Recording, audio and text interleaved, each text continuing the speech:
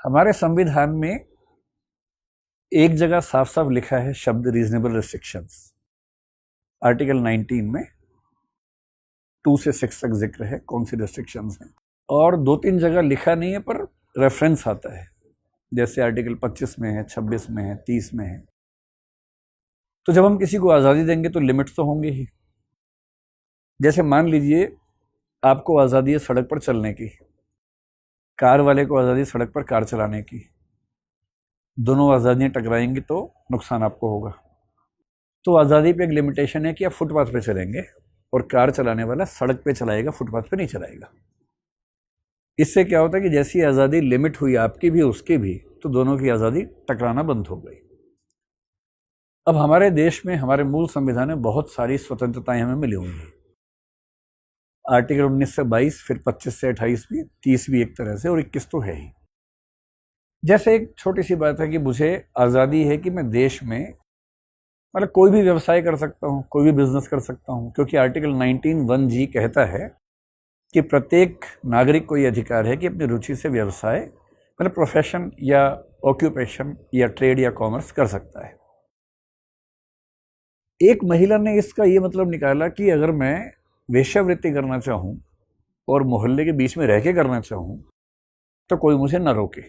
एक बहुत प्रसिद्ध केस है, कौशल्या वर्सेस यूपी बोलते हैं उस केस को। और जब केस हुआ तो उसने कहा कि आर्टिकल 19 कहता है कि मैं कोई व्यवसाय कर सकती हूँ, ये मेरा व्यवसाय है, इसमें क्या परेशानी है आपको। तो फिर कोर्ट ने कहा नहीं भाई, ऐसा नहीं है, आपको व्यवसाय करने का अधिकार है, पर व्यवसाय आपका लीगल होना चाहिए, वो डिसेंसी मोरालिटी के खिलाफ नहीं होना चाहिए। तो लिमिट वहां पर आ गई। फिर मैं कोई भी व्यवसाय कर सकता हूं।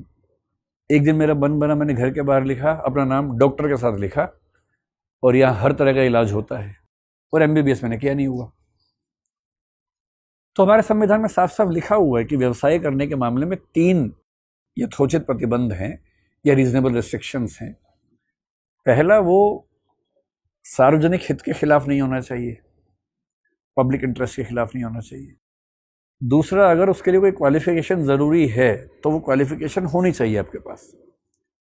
और तीसरा, अगर स्टेट ने कोई मोनोपोली अपने पास रखना तय किया है तो आप उसमें नहीं कर सकते। जैसे आप कहेंगे मैं ट्रेन चलाऊंगा, अब ट्रेन सरकार ने तय किया कि केवल वो चलाएगी, आप कह रहे मैं भी ट्रेन चलाऊंगा, पटरी बिछाऊंगा अपनी अलग से, तो वहां नहीं कर सकते।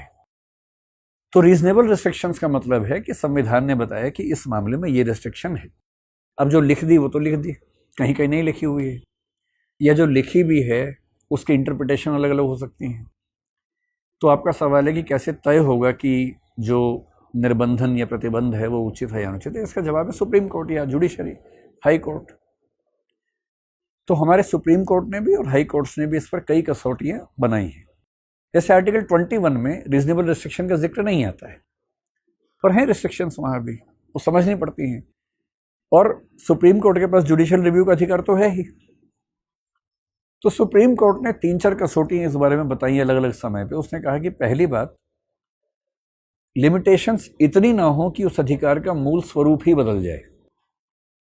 जैसे कहीं भी आने जाने की स्वाधीनता इतनी कम ना हो जाए कि कहीं कहीं आने जाने की स्वाधीनता बचे, स्वरूप चेंज नहीं होना चाहिए। दूसरा, एक डॉक्ट्रिन ऑफ प्रोपोर्शनैलिटी बोलते हैं, अनुपातिकता का सिद्धांत। इसका मतलब ये होता है कि जितने कम प्रतिबंध लगा के काम चल सकता है उतने कम प्रतिबंध होने चाहिए, मिनिमम रिस्ट्रिक्शंस होनी चाहिए। ये टेस्ट करेंगे जुडिशरी के लोग। तीसरा, नेक्सस है। नेक्सस का मतलब जो आपने पर्पस लिया था और जो रिस्ट्रिक्शन लगाई उनके बीच का लिंक एकदम सीधा नजर आना चाहिए। और चौथा, जिस पर्पस से आप रिस्ट्रिक्शन लगाएंगे वो पर्पस कॉन्स्टिट्यूशनली वैलिड होना चाहिए, संविधान की मान्यताओं से सुसंगत होना चाहिए।